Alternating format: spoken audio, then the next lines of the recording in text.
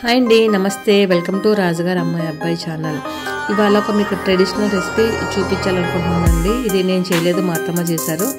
అదేటో కాదండి, ఆరది అంటారు. మనకు ఊర్లలోని ఎక్కువగా మనకి కనిపిస్తూ ఉంటుంది. దీనికోసం అని ఒక గిన్నె పెట్టుకొని అందులో తగినంత వాటర్ వేసుకొని శనగపప్పు వేసుకొని ఉడికించుకోవాలి. దీంట్లో కొబ్బరి ముక్కలు శనగపప్పు అన్నీ వేసుకోవచ్చు. నేను కొబ్బరి ముక్కలు వేయలేదు, ఓన్లీ శనగపప్పు వేశారు మా అత్తమ్మ. చూడండి, ఇది శనగపప్పు ఉడికించుకోవాలి. ఇలాగా కొంచెం ఉడికిన తర్వాత, అంటే 50% ఉడికిన తర్వాత దానికి స్వీట్నెస్కి ఎంతైతే అవసరమో బెల్లం అని తీసుకొని ఉడికించుకోవాలి. ప్లీజ్ మన ఛానల్లోకి ఎవరైనా సరే ఫస్ట్ టైం వచ్చినట్టయితే ప్లీజ్ లైక్ చేయండి, షేర్ చేయండి, కామెంట్ చేయండి.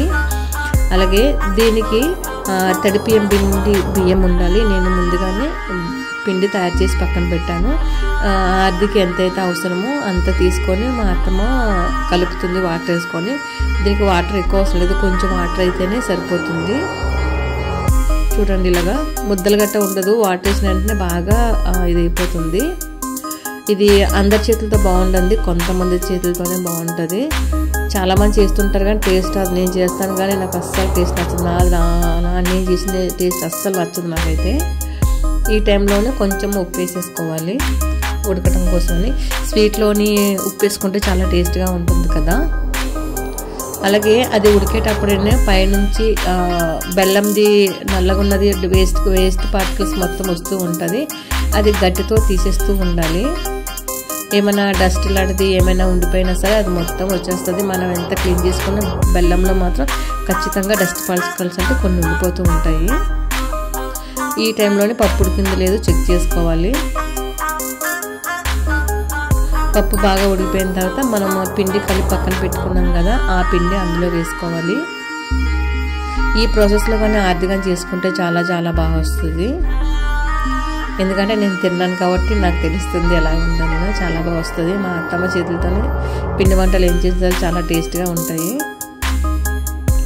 ఈ పిండి అందులో వేసేసుకొని ఈ టైంలోనే స్టవ్ని మీడియం ఫ్లేమ్లో పెట్టేసుకోవాలి.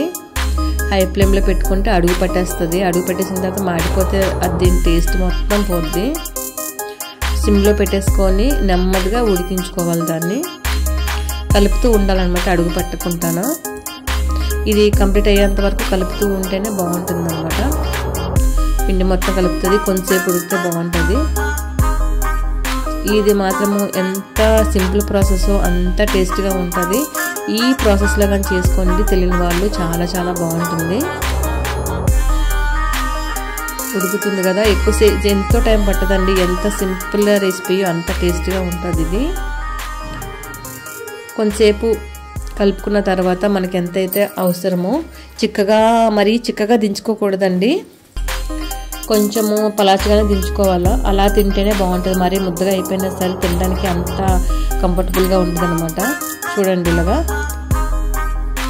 ఇలా కలుపుతూనే ఉండాలి నెమ్మదిగా ప్రాసెస్ అలాగనా. అలాగే లాస్ట్లోని ఇలాచి పొడి వేసుకోవాలి. టేస్ట్ మాత్రం అద్భుతంగా ఉంటుంది, చాలా చాలా బాగుంటుంది.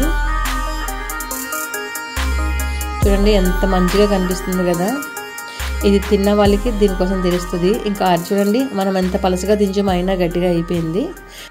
వీడియో చూసిన ప్రతి ఒక్కరికి థ్యాంక్ యూ సో మచ్ అండి. ఇంకో మంచి వీడియోతో కలుద్దాం. Bye bye.